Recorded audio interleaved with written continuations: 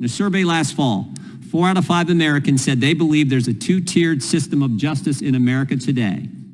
They said that because there is. Republicans and Democrats grilled FBI Director Christopher Wray this week about everything from Hunter Biden to the rising threat of China. Wray had few answers, frustrating some GOP lawmakers on the House Judiciary Committee. Republicans came armed with questions about a number of different recent scandals involving the FBI. Think about what Americans have seen. National School Board Association, left-wing political group, writes the White House and asks them to treat parents at school board meetings as terrorists. And the Garland Justice Department does just that. Americans have seen the FBI's Richmond field office put together a memorandum saying pro-life Catholics are extremists.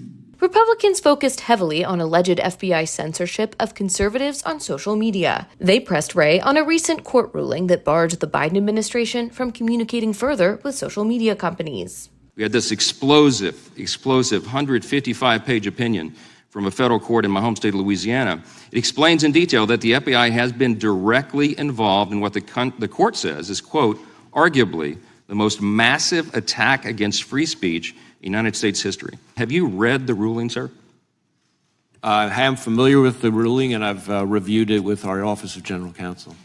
Are you deeply disturbed by what they've told you about the ruling if you haven't read it yourself?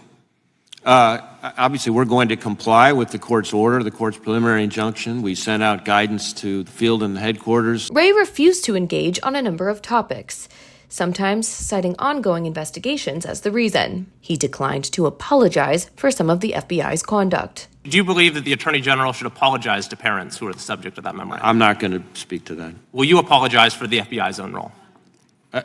I think the FBI conducted itself the way it should. A rare point of bipartisanship came during questions about the FBI's surveillance program. It needs to be reauthorized later this year by Congress, and members of both parties expressed skepticism. How many illegal FISA queries have occurred under your leadership of the FBI? Well, there are reports that have come out with different numbers about compliance incidents. More than 1 million illegal ones? Republicans are likely to be unsatisfied by the hours-long hearing, as it ended without many key questions getting answered. Still, it shined a high-profile spotlight on abuses the GOP lawmakers have been talking about for months. Sarah Bedford for the Washington Examiner.